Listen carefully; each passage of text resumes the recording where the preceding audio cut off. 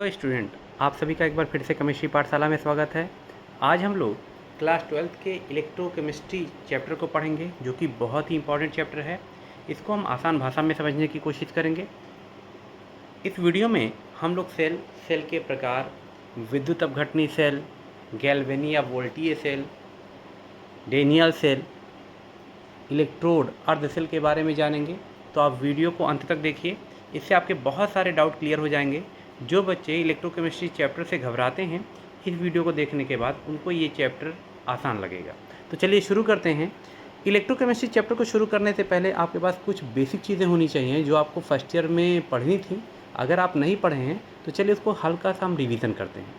जैसे पहला टॉपिक आता है कि ऑक्सीकरण या उपचयन किसे कहते हैं। ध्यान दीजिएगा, मैं उपचयन बोल रहा हूँ, अपचयन नहीं। तो ऑक्सीकरण या उपचयन होता क्या है? अगर किसी अभिक्रिया में, मान लेते हैं हमने यहाँ पर एक अभिक्रिया लिखा है, सपोज कीजिए सोडियम। अब देखिए सोडियम यहाँ अकेला है, तो इस समय इसकी ऑक्सीकरण संख्या कितनी है? 0 है। अब अगर सोडियम एक इलेक्ट्रॉन का त्याग कर दे तो सोडियम पर आ जाएगा 1+, ठीक है। अब आप देखिए तो सोडियम की ऑक्सीकरण संख्या 0 से बढ़ करके +1 हो गई। तो इस क्रिया को हम बोलते हैं कि ये ऑक्सीकरण या उपचयन क्रिया है, ठीक है। ऑक्सीकरण की बहुत सारी परिभाषाएं हैं, लेकिन सबसे लेटेस्ट परिभाषा वो है कि ऑक्सीकरण संख्या में देखिए हो क्या रहा है, वृद्धि हो रही है तो ऑक्सीकरण है। तो यहाँ पर देखिए यही काम Mg के साथ भी हुआ। अगर दूसरी अभिक्रिया में आप देखेंगे Mg की ऑक्सीकरण संख्या यहाँ पर 0 है, लेकिन जब वो 2 इलेक्ट्रॉन का त्याग करेगा तो Mg पर देखिए यहाँ 2+ आ गया है, यानी Mg की ऑक्सीकरण संख्या में वृद्धि हो रही है। तो ये ऑक्सीकरण क्रिया का एग्जाम्पल है। नोट में इस चीज़ का देखिए यहाँ पर लिखा हुआ मिलेगा आपको। फिर अगला आता है अपचयन या अवकरण किसको कहते हैं। ये ऑक्सीकरण क्रिया के एकदम विपरीत क्रिया है। इसमें तत्व की ऑक्सीकरण संख्या में कमी होती है।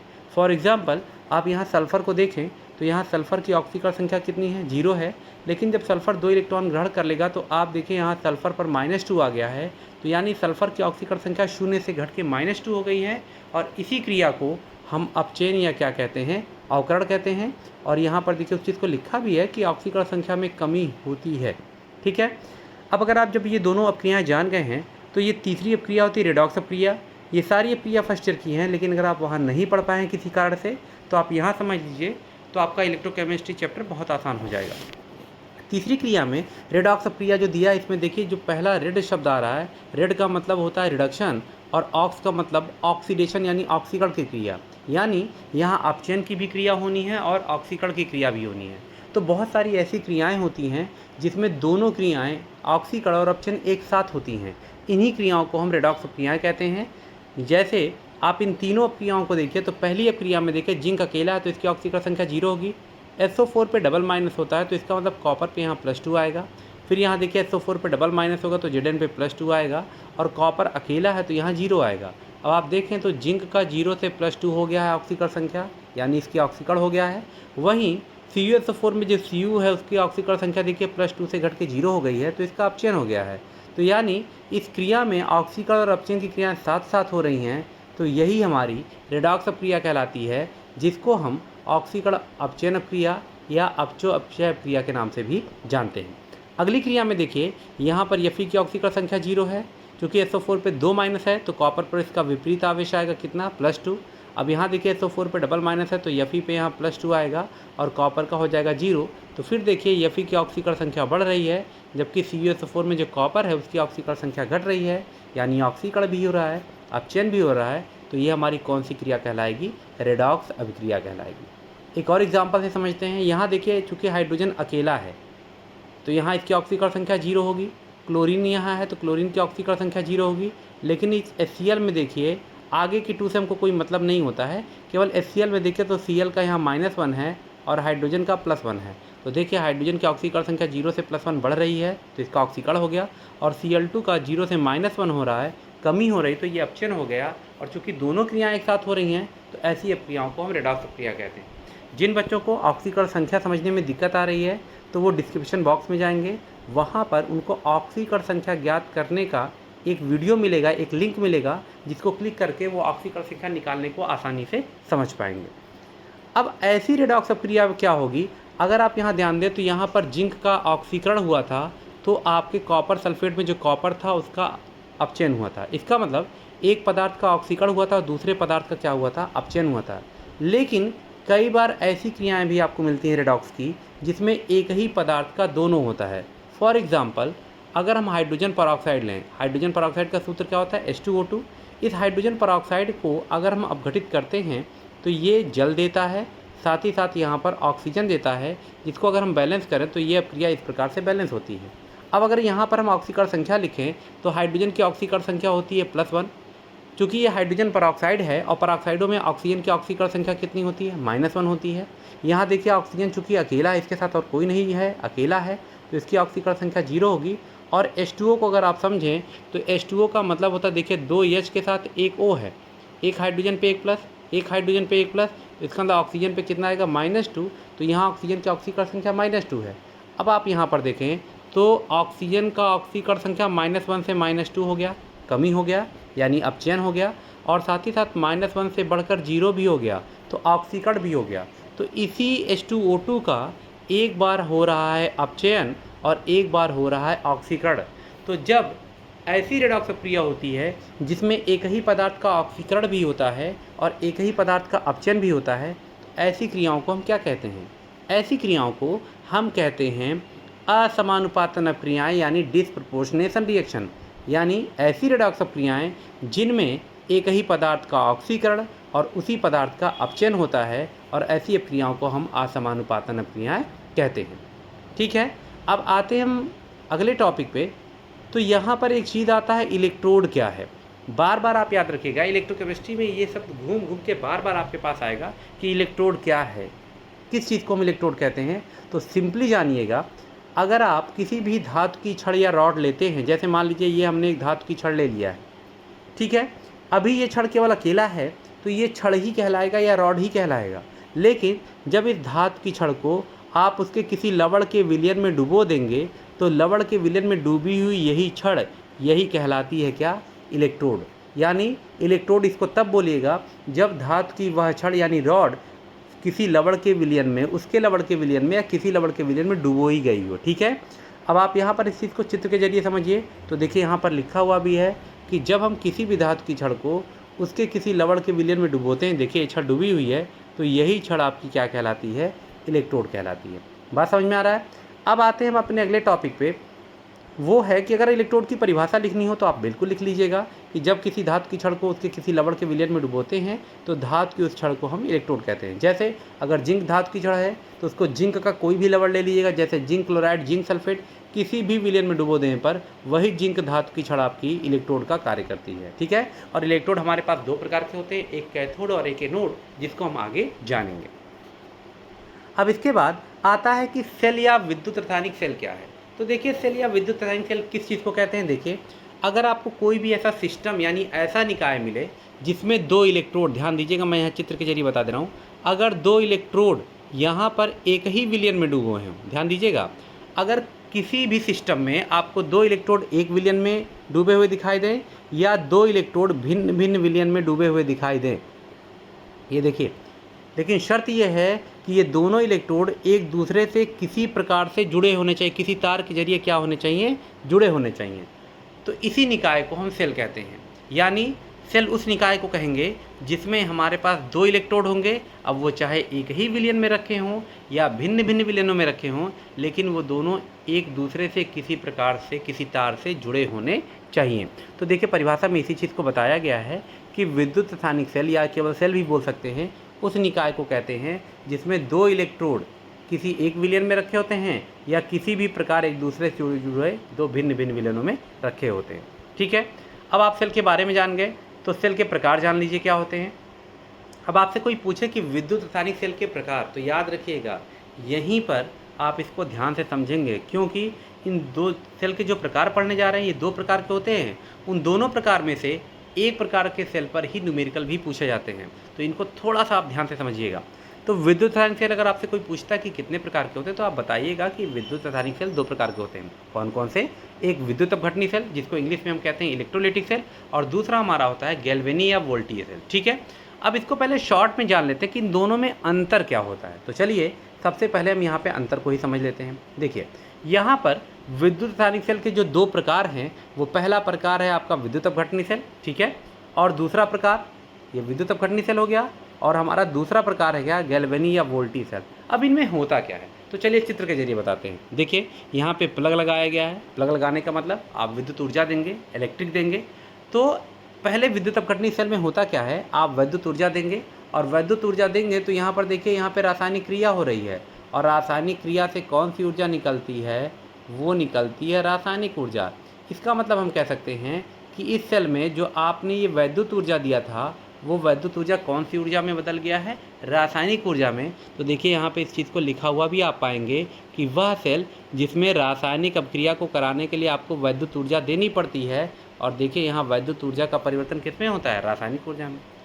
दूसरा जो सेल है हमारा गैल्वेनी सेल या वोल्टी सेल, इसमें क्या करना होता है, इसमें आपको ऊर्जा देनी नहीं होती है बल्कि ये सेल खुद आपको विद्युत बना के देगा। कैसे, उस सेल में अपने आप रासायनिक क्रियाएं होंगी, आप कुछ पदार्थ लेंगे जो आपस में क्रिया करेंगे और उन क्रियाओं से जो ऊर्जा निकलेगी, आपको मैंने बताया था अभी यहाँ पर कि जब पदार्थ रासायनिक क्रिया करते हैं तो रासायनिक ऊर्जा निकलती है। तो यहाँ पर भी कौन सी ऊर्जा निकलेगी, रासायनिक ऊर्जा। लेकिन वह सेल उस रासायनिक ऊर्जा को किस में बदल देगा, वैद्युत ऊर्जा में। तो देखिए यहाँ लिखा है कि जिस सेल से हमको वैद्युत ऊर्जा प्राप्त होती है वो हमारा गैल्वेनी या वोल्टी सेल कहलाता है और इसमें रासायनिक ऊर्जा का परिवर्तन वैद्युत ऊर्जा में होता है। इसके कुछ एग्जाम्पल भी होता है। शुष्क सेल, शुष्क सेल मतलब ड्राई सेल जिसको बोलते हैं, जो हम रिमोट का सेल लेते हैं या टॉर्च का सेल लेते हैं, वो हमारा शुष्क सेल है।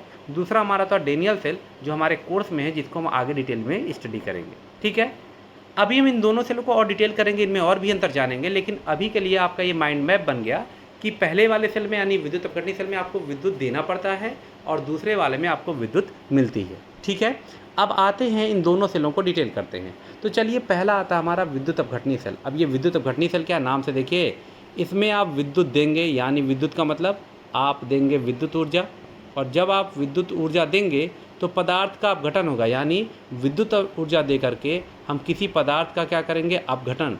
क्योंकि अपघटन एक रासायनिक क्रिया है तो रासायनिक क्रिया से आपको कौन सी ऊर्जा मिलेगी, रासायनिक क्रिया से आपको मिलेगी रासायनिक ऊर्जा।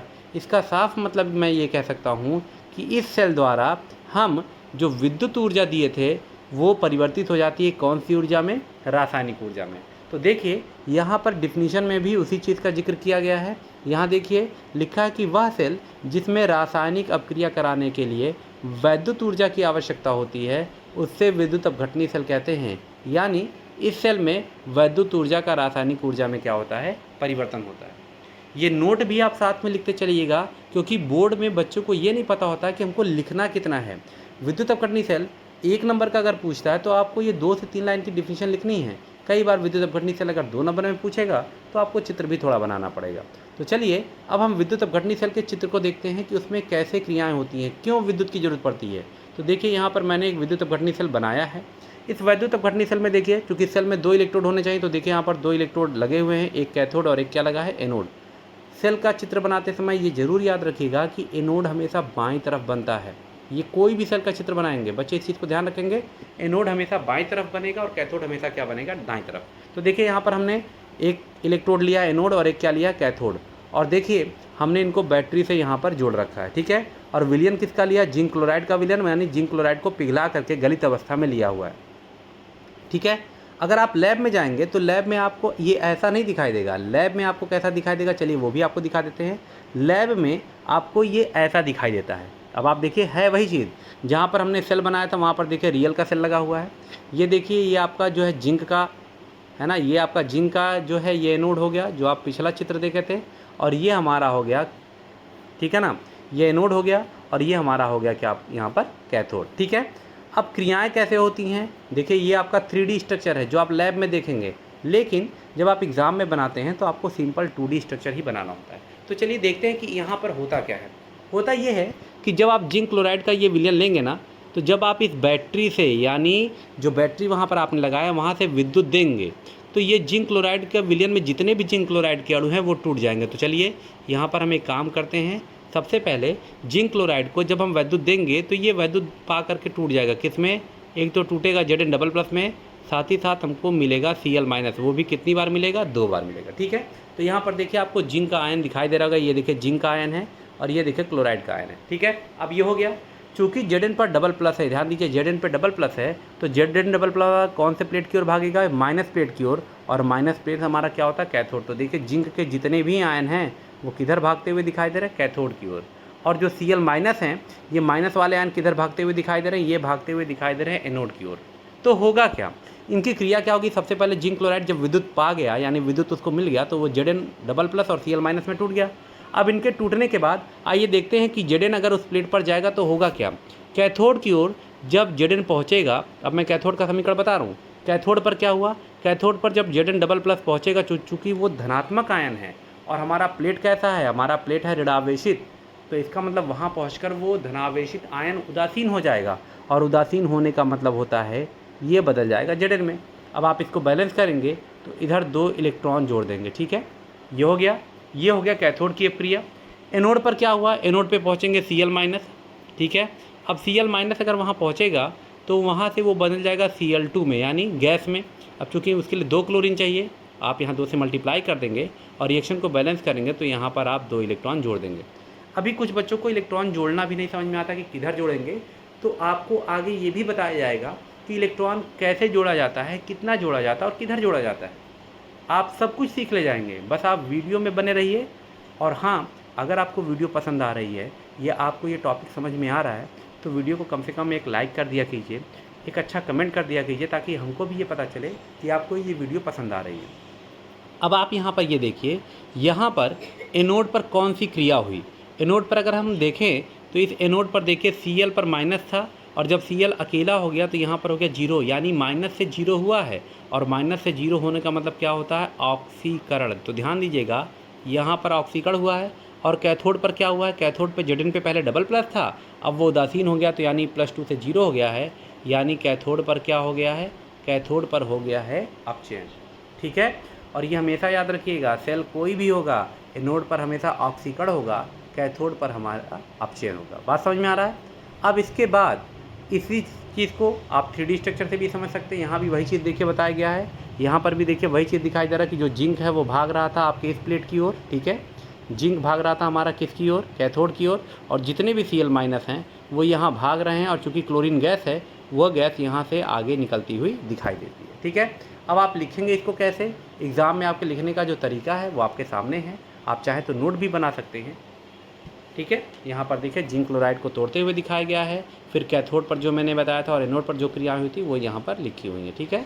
आप चाहे तो इसको लिख करके अपने नोट को भी कंप्लीट कर सकते हैं साथ में। फिर अब यहाँ पर आता है गैल्वेनी या वोल्टीय सेल क्या है। गैल्वेनी या वोल्टीय सेल में अभी मैंने बताया था उस सेल में अपने आप क्रिया होती है और अपने आप क्रिया होने से जो ऊर्जा निकलती है, चूँकि क्रिया अपने आप हो रही, रासायनिक क्रिया अपने आप हो रही है तो उससे रासायनिक ऊर्जा निकलेगी। लेकिन चूँकि वहाँ बल्ब जल रहा था, आपको याद हो गया, यानी रासायनिक ऊर्जा क्या किस में बदल रही है, वैद्युत ऊर्जा में। तो गैल्वेनी या वोल्टीय सेल वह सेल होता है जिससे हमको कौन सी ऊर्जा मिलती है, वैद्युत ऊर्जा मिलती है। तो देखिए डिफिनीशन में भी इस चीज़ को बताया गया है कि जिस सेल से वैद्युत ऊर्जा प्राप्त की जा सकती है उसे गैल्वेनी या वोल्टीय सेल कहते हैं। इस सेल द्वारा रासायनिक ऊर्जा का वैद्युत ऊर्जा में परिवर्तन होता है। जैसे शुष्क सेल है, आप बताइए जो टॉर्च का सेल है, टॉर्च के सेल में आप क्या कर रहे हैं, वैद्युत देते नहीं है, बल्कि उस टॉर्च के सेल में जैसे ही आप टॉर्च को ऑन करते हैं तो उसमें लगे सेल जो होते हैं वह उसके अंदर के पदार्थ आपस में रासायनिक क्रिया करके रासायनिक ऊर्जा बनाते हैं, लेकिन आपको लाइट मिलता है यानी विद्युत मिल रहा है, तो वो आपकी वैद्युत ऊर्जा कहलाती है, ठीक है। अब यहाँ पर शुष्क सेल तो आप जानते हैं, लेकिन ये डेनियल सेल क्या होता है भाई, ये डेनियल सेल क्या है, तो आइए डेनियल सेल आपको बताते हैं होता क्या है। देखिए डेनियल सेल बनाना लैब में काफ़ी आसान होता है, आप लैब में बना सकते हैं। क्या करना है डेनियल सेल के लिए, आइए उसके स्ट्रक्चर को समझते हैं। अगर आपको कभी भी डेनियल सेल बनाना हो तो सबसे पहला काम, आप लैब में ऐसे एक बीकर खोज लेंगे, एक क्या आप 2 बीकर, ठीक है, ऐसे ले लीजिएगा या ग्लास ले लीजिएगा, जो भी आपको मिले, बीकर ग्लास जो भी मिले। अब उसमें करना क्या होता है, पहले वाले में आप जिंक सल्फेट का सलूशन रख लीजिएगा और दूसरे में कॉपर सल्फेट का सलूशन रख दीजिएगा, ठीक है। इसके बाद जिसमें आपने जिंक सल्फेट का सलूशन रखा उसमें जिंक की रॉड डुबो दीजिएगा। ये देखिए जिंक की रॉड है, डुबो देंगे। और चूंकि मैंने बताया था अभी ऊपर ही आपको कि लेफ्ट साइड में जो होता है वो एनोड होता है, तो चूंकि आपने जिंक को डुबोया और वो एनोड की तरह बर्ताव करेगा तो वो जिंक एनोड हो गया। और दूसरे में जहाँ आपने कॉपर सल्फेट का विलयन लिया है वहाँ पर आप कॉपर की रॉड को डुबोएंगे और चूंकि आपने रॉड को डुबो दिया है तो ये इलेक्ट्रोड होगा और यहाँ पर इस इलेक्ट्रोड को हम क्या कहेंगे, कैथोड, क्योंकि ये राइट तरफ है, ठीक है। साथ ही साथ हमने दोनों विलयनों को लवण सेतु से जोड़ा है। ये लवण सेतु क्या होता है, एक्चुअल में अगर आप लवण सेतु को देखें, इसको मैं अलग कलर से बना के दिखाता हूँ। अगर आप लवण सेतु को देखें तो ये एक उल्टा यू आकार की नली है। देखिए ये एक यू आकार की नली है और उसमें भरा क्या गया होता है, इसमें पोटेशियम क्लोराइड का विलयन भरा गया होता है। तो देखिए यहाँ पे लिखा भी है कि लवण सेतु है, और साथ ही साथ ये KCl जो है, KCl से भरी हुई U आकार की नली होती है। इसको लवण सेतु क्यों कहते हैं, क्योंकि ये दोनों साल्ट को हिंदी में लवण कहते हैं। ये देखिए जिंक सल्फेट एक लवण है, कॉपर सल्फेट दूसरा लवण है, तो इसीलिए इसको लवण सेतु कहते हैं, या इंग्लिश में कहते हैं साल्ट ब्रिज। क्यों, क्योंकि ये दोनों साल्ट के लिए पुल का काम कर रही है, इसीलिए इसको हम साल्ट ब्रिज कहते हैं। ठीक है, ये हमारा डेनियल सेल हो गया। अब यहाँ पे क्रिया कैसे होगी, वैद्युत धारा कैसे उत्पन्न होगी, तो चलिए अब उसको सीखते हैं। सबसे पहले देखिए होता क्या है कि यहाँ पर जब आप जिंक को देखेंगे तो इस जिंक की छड़, जिसको मैं यहाँ पर टिक कर रहा हूँ, ये जो जिंक की छड़ है ना, इसको अगर मैं साइड में बना के समझाऊँ तो जिंक की छड़ में लाखों जिंक के परमाणु होंगे। ठीक है, इसी तरीके से यहाँ पर जो कॉपर की छड़ है उसमें लाखों कॉपर के परमाणु होंगे। अब होता क्या है, ये ध्यान दीजिएगा जो मैं अब बताने जा रहा हूँ। ये जो आपने जिंक सल्फेट का विलयन लिया है ना, जिंक सल्फेट के विलयन में याद रखिएगा, विलयन में पदार्थ आयनों में टूटता है। तो यानी यहाँ पर जिंक सल्फेट टूटा है किसमें, ZnSO4 में, यानी Zn डबल प्लस में और SO4 डबल माइनस में। इसी तरीके से जो आपने कॉपर सल्फेट का विलयन लिया है, यहाँ पर Cu डबल प्लस होगा और SO4 पर हो जाएगा डबल नेगेटिव। ये बात समझ में आ रही है। और ये चीज़ दिमाग में आप बैठा लीजिएगा कि अगर मैं कहीं पर भी बोल दूंगा कि आयन है, तो आयन हमेशा विलयन पर होते हैं। छड़ पे कौन होता है, छड़ पर केवल और केवल परमाणु होते हैं। तो अगर मैं परमाणु बोलूँगा तो आप अंडरस्टूड कर लीजिएगा कि वो छड़ पर है। और अगर मैं आयन बोलूँगा, जैसे मैं बोल दूँ Zn डबल प्लस आयन या Cu डबल प्लस आयन या किसी और तत्व का आयन बोलूँगा, तो ये जान जाइएगा कि वह आयन उसके लवण के विलयन में। बात समझ में आ रहा है। चलिए अब इसके बाद यहाँ पर क्रिया कैसे होता है वो बताते हैं। देखिए होता ये है कि यहाँ पर इस छड़ पर जो जिंक का परमाणु है, ध्यान दीजिएगा, ये जिंक का परमाणु विलयन में कूदना चाहता है, लेकिन अगर इसको विलयन में आना है तो इसको अपने आप को कन्वर्ट करना होगा Zn डबल प्लस में। अब ये कैसे कन्वर्ट करेगा, तो उसके लिए छड़ पर जितने भी परमाणु होते हैं, वो जितने भी जिंक के परमाणु हैं, वो अपने आप को Zn डबल प्लस में कब कन्वर्ट कर पाएंगे, जब वो कितने इलेक्ट्रॉन का त्याग करेंगे, 2 इलेक्ट्रॉन का त्याग करेंगे। क्योंकि जब 2 इलेक्ट्रॉन दे देंगे तो Zn पे 2 प्लस आ जाएगा। तो ये जो छड़ पर जितने भी परमाणु हैं, ये विलयन में कूदते हैं, लेकिन वो अपने 2 इलेक्ट्रॉनों को इसी छड़ पर छोड़ देते हैं। अब यह इलेक्ट्रॉन इस रास्ते से देखिए गति कर रहा है, देखिए यहाँ पे इलेक्ट्रॉन फ्लो का चित्र बना है। इस रास्ते से गति करता हुआ वो 2 इलेक्ट्रॉन पहुँच जाता है इस छड़ पे। ठीक है, अब चूंकि यहाँ इलेक्ट्रॉन पे आप देखिए कौन सा आवेश है, माइनस है। इस इलेक्ट्रॉन को ग्रहण करने के लिए विलयन में जितने भी कॉपर आयन यानी प्लस वाले आयन हैं, वो उस माइनस को अपनी ओर खींचने के लिए उस प्लेट की ओर भागते हैं। और आप बताइए, अगर कॉपर डबल प्लस 2 इलेक्ट्रॉन पा जाएगा, तो आप देखिए कॉपर पे 2 प्लस है, और अगर वो 2 इलेक्ट्रॉन पा जाएगा यानी 2 माइनस पा जाएगा तो उदासीन हो जाएगा और वो बन जाएगा Cu। यानी ये कॉपर का आयन छड़ पर जैसे ही 2 इलेक्ट्रॉन ग्रहण कर लेगा, वो किस में बदल जाएगा, कॉपर में बदल जाएगा। अब ये क्रिया ऐसे चलती रहती है, जिससे कुछ ही समय में आपका ये जिंक वाला जो इलेक्ट्रोड है ये पतला होता जाता है। क्यों पतला होता जाता है, क्योंकि इसके सारे परमाणु कहाँ भाग जा रहे हैं, विलयन में। और कॉपर वाला जो इलेक्ट्रोड है वो मोटा होता जाता है, क्योंकि विलयन में जितने भी Cu डबल प्लस आयन हैं वो छड़ पर भाग आए हैं। अब आप कहोगे कि सर यहाँ विद्युत धारा कैसे उत्पन्न हुई, विद्युत धारा उत्पन्न हो गई। क्यों, क्योंकि जब यहाँ पर इलेक्ट्रॉन का फ्लो हुआ है इस डायरेक्शन में, तो आपने फिजिक्स में पढ़ा होगा कि जिस दिशा में इलेक्ट्रॉन फ्लो करता है उसके विपरीत दिशा से करंट बहने लगती है। तो यानी करंट इस दिशा से बहेगी, जो कि यहाँ पर दर्शाया भी गया है। तो आप देखिए ये जो करंट बहेगा, आपने ये जो वोल्टामीटर यहाँ लगाया है ना, उस वोल्टामीटर की जो सुई होती है उसमें डिफ्लेक्शन आना शुरू होगा, यानी वो हिलने लगेगी, जिससे पता चल जाएगा कि विद्युत धारा का निर्माण हो रहा है। तो इस सेल में आपने कहीं विद्युत धारा दिया नहीं था, लेकिन विद्युत धारा का उत्पन्न हुई है। इसीलिए हम बोलते हैं कि डेनियल सेल या डेनियल सेल जो होता है, इससे विद्युत धारा का निर्माण हो सकता है। ठीक है, अब आते हैं हम अगले टॉपिक पे। हाँ, एक चीज़ यहाँ पर और भी आपको बताना चाहेंगे कि ये लवण सेतु क्यों लगा है। अगर आप लवण सेतु को ध्यान से देखें तो आप लवण सेतु में देखिए 2 प्रकार के आयन हैं। KCl से भरी हुई नली है, यानी K पर प्लस है और Cl पर क्या है, माइनस। तो ये लगी क्यों है भाई, क्या कारण है। अगर आप ध्यान दीजिए तो यहाँ पर जो आपका जिंक सल्फेट वाला सोल्यूशन है उसमें लगातार जिंक कूद रहा है, तो यानी यहाँ पर धनायनों की संख्या बढ़ रही है। इसके विपरीत कॉपर सल्फेट में अगर आप देखिए तो वहाँ पर कॉपर पे डबल प्लस के जितने भी थे वो छड़ पर भाग जा रहे हैं। तो यानी यहाँ पर विलयन में धनायनों की संख्या कम हो रही है। तो एक और धनायनों की संख्या बढ़ रही है बाएं वाले में और एक और धनायनों की संख्या कम हो रही है दाएं वाले विलयन में। तो ये लवण सेतु करता क्या है, जिधर धनायनों की संख्या बढ़ रही होती है उधर वो अपने ऋणायन भेज देता है, और जिधर धनायनों की संख्या कम होती है उधर वो अपने धनायन भेज देता है, जिससे सेल लंबे समय तक अपने काम को करते रहते हैं और आपको वैद्युत ऊर्जा देते रहते हैं। ठीक है, अब यही चीज़ आपको लिखना भी आना चाहिए। तो देखिए, जैसे मैंने बताया भी था कि डेनियल सेल बनाने के लिए आप जिंक धातु की छड़ को जिंक सल्फेट के विलयन में डुबो दीजिएगा और कॉपर धातु की छड़ को कॉपर सल्फेट के विलयन में डुबो देंगे। दोनों विलयनों को आपने लवण सेतु से जोड़ा है, जो कि केसीएल से भरी हुई यू आकार की नली होती है। अब इस सेल में दो आधे सेल कौन कौन है? आधे सेल मतलब अगर आप यहाँ पर देखें तो अर्ध सेल का मतलब है यहाँ पर ये आधा सेल। तो इस सेल में क्या है? जिंक, जो कि जिंक सल्फेट में डुबोया गया है, और कॉपर कॉपर सल्फेट में डुबोया गया है। तो हमारे पास जो दो आधे सेल हैं वो कौन कौन हैं? एक है Zn/Znso4 और दूसरा है Cu/Cuso4। अब दोनों अर्ध सेलों को आपने तार द्वारा जोड़ा था, और जब यहाँ पर इलेक्ट्रॉनों का प्रवाह शुरू हुआ था तो इलेक्ट्रॉन कहाँ से कहाँ गए थे? जिंक से किसकी ओर? कॉपर इलेक्ट्रोड की ओर गए थे। और जिंक इलेक्ट्रोड पर जिंक के जितने भी परमाणु होते हैं वो इलेक्ट्रॉन त्याग कर Zn++ आयनों के रूप में विलयन में जाने लगे थे, और कॉपर इलेक्ट्रोड पर कॉपर डबल+ आयन जो कि विलयन में थे वो कॉपर परमाणु के रूप में कैथोड पर जमा होने लगते हैं।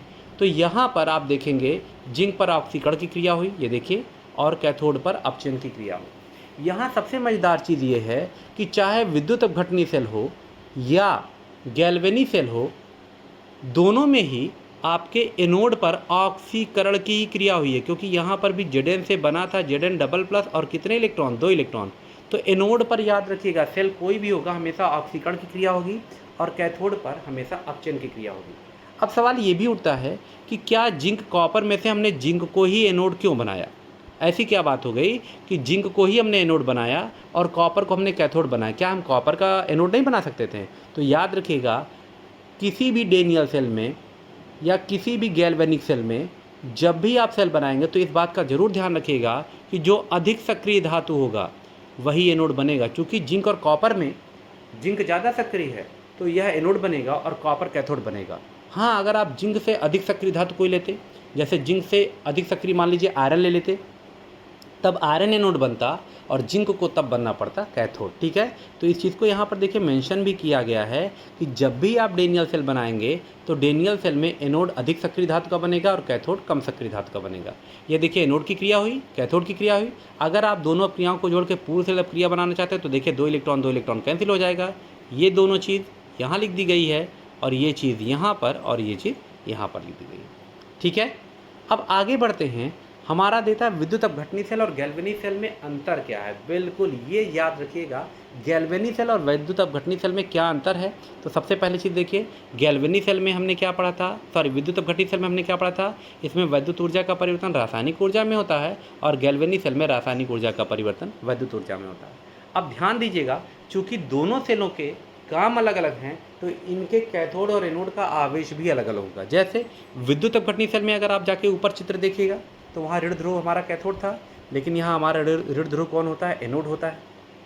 अगले में विद्युत अपघटनी सेल में हमारा धन ध्रुव कौन होता है? एनोड, यानी एनोड पॉजिटिव होता है। लेकिन अगर आप गैल्वेनी सेल लेते हैं तो वहाँ पर हमारा जो पॉजिटिव होता है वो कौन होता है? कैथोड होता है।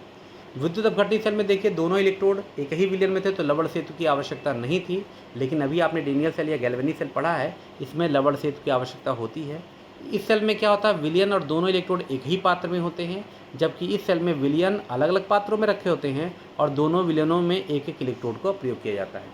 अच्छा, इस सेल में आयन दोनों इलेक्ट्रोडों पे मुक्त होते हैं। अगर आपको याद होगा, जिंक क्लोराइड में जिंक एक इलेक्ट्रोड पर गया था और क्लोरीन गैस दूसरे इलेक्ट्रोड पर गई थी, लेकिन इसमें क्या होता, आयन केवल कैथोड पर ही मुक्त हुए थे, क्योंकि केवल कॉपर डबल+ आयन ही कॉपर बन के गया था, जिंक वाले परमाणु तो विलयन में भाग आए थे। ठीक है, तो ये विद्युत अपघटनी सेल गैल्वेनी सेल में 6 अंतर हैं, जिसमें से कम 4 अंतर तो आप पढ़ के ही जाइएगा, क्योंकि बोर्ड में ये पूछे जाते हैं। ठीक है, अब इसके बाद आते हैं अर्ध सेल क्या है। अब अर्ध सेल के लिए हम फिर से डेनियल सेल को समझते हैं कि डेनियल सेल क्या था, कैसी क्रिया हुई थी। तो चलिए थोड़ी सा हम रिवाइज करते हैं डेनियल सेल को। आप डेनियल सेल में यहाँ देखिए, जब ये डेनियल सेल की क्रिया हो रही थी तो यहाँ पर जो जिंक का मेरा परमाणु था, ध्यान दीजिएगा, यहाँ पर जो जिंक का परमाणु था वो विलयन में भाग गया था Zn++ बन के, और यहाँ पर विलयन में जो कॉपर डबल+ के आयन थे वो इलेक्ट्रॉन को ग्रहण करने के लिए छड़ पर भाग गए थे कॉपर बन के। ठीक है, तो इसका मतलब साफ यहाँ पर मैं जो चीज़ बताना चाह रहा हूँ कि जब मैं किसी क्षण को विलयन में डुबोऊँगा तो या तो क्षण का परमाणु विलयन में भागेगा या विलयन का पर आयन क्षण पर आएगा। दोनों में से घटनाएं होंगी कि नहीं होंगी? दोनों में से कोई घटना होनी है। अगर ये चीज़ आपको समझ में आ गई है तो आपको इलेक्ट्रोड भी समझ में आपको अर्धसेल भी समझ में आ जाएगा। ठीक है, अब है क्या अर्धसेल में क्या होता है? जब आपने डेनियल सेल को देखा था तो डेनियल सेल में यहाँ पर ये पूरा सेल है, आप इसको बीच से तोड़ दीजिए, कनेक्शन ही कट कर दीजिए, मतलब आप लवण सेतु हटा दीजिए, तार हटा दीजिए, ये दोनों हटा दीजिए। अब यहाँ पर देखिए सेल के दो हिस्से हो जाएंगे, यही तो अर्धसेल है। अब यहाँ पर क्रिया क्या हुई थी अगर आपको याद होगा तो पहले वाले में क्रिया हुई थी जो एनोड पर, वहाँ पर Zn जो था हमारा वो बदल गया था Zn डबल प्लस में और यहाँ पर उसने 2 इलेक्ट्रॉन का त्याग किया था, जबकि यहाँ पर क्या हुआ था कॉपर डबल प्लस और यहाँ पर 2 इलेक्ट्रॉन मिल करके ये हमारे हो गए थे क्या यहाँ पर Cu। ठीक है, यही तो हुआ था। लेकिन जब आपने ये कनेक्शन को ही कट कर दिया है तो क्या इलेक्ट्रॉन यहाँ से वहाँ जा पाएंगे? क्या वो इधर आ पाएंगे? बिल्कुल नहीं आ पाएंगे। तो होगा क्या? होगा ये कि यहाँ पर यही क्रियाएं उत्क्रमणीय होने लगेंगी, यानी रिवर्सिबल होने लगेंगी। इसका मतलब जिंक का परमाणु विलयन में जाएगा और चूंकि उन इलेक्ट्रॉनों को आपने बाहर जाने का रास्ता नहीं दिया है, तार को कट कर दिया है, तो वही आयन फिर से क्षण पर भी लौटेंगे। क्रिया क्या हो जाएगी? उत्क्रमणीय हो जाएगी। और आपने फर्स्ट ईयर में पढ़ा है कि उत्क्रमणीय क्रियाओं पे साम्यावस्था लगती है, तो इसका मतलब यहाँ भी साम्यावस्था लगेगी। किसके किसके बीच? धातु के परमाणु के बीच और धातु के आयन के बीच। परमाणु कहाँ है? क्षण पर। आयन कहाँ है? विलयन में। और याद रखिएगा जब किसी धातु की क्षण को उसके किसी लवण के विलयन में डुबोते हैं तो धातु परमाणु और धातु आयनों के मध्य क्या लग जाती है? साम्यावस्था। और साम्यावस्था वाले इसी तंत्र को हम क्या कहते हैं? अर्धसेल कहते हैं। तो देखिए डिफिनीशन में भी इस चीज़ को बताया गया है कि जब आप किसी धातु की क्षण को उसके किसी लवण के विलयन में डुबोते हैं तो धातु परमाणु और धातु आयनों के मध्य साम्यावस्था स्थापित हो जाती है और साम्यावस्था वाले इसी तंत्र को अर्धसेल कहते हैं। जैसे आप जिंक धातु की क्षण को अगर जिंक सल्फेट में डुबो दीजिए, पूरा सेल मत बनाइए, कॉपर मत लगाइए, तो ये आधा सेल ही हुआ और तब जिंक इलेक्ट्रोड के परमाणु जो होते हैं, जितने भी जिंक के परमाणु हैं वो इलेक्ट्रॉनों का त्याग करके Zn डबल प्लस के रूप में विलयन में जाने लगते हैं, जिससे जिंक परमाणु और जिंक आयनों के मध्य उत्क्रमणीय क्रिया होने लगती है, यानी साम्यावस्था स्थापित हो जाती है। और साम्यावस्था वाले इसी तंत्र को हम क्या कहते हैं? अर्धसेल कहते हैं। ठीक है, तो उम्मीद करते हैं आज का ये वीडियो आपको समझ में आ गया है। बहुत ही जल्दी इलेक्ट्रोकेमिस्ट्री का सेकेंड पार्ट वो भी अपलोड कर दिया जाएगा। तब तक के लिए आप हमारे चैनल से जुड़े रहिए और अपनी तैयारी भी करते रहिए। धन्यवाद।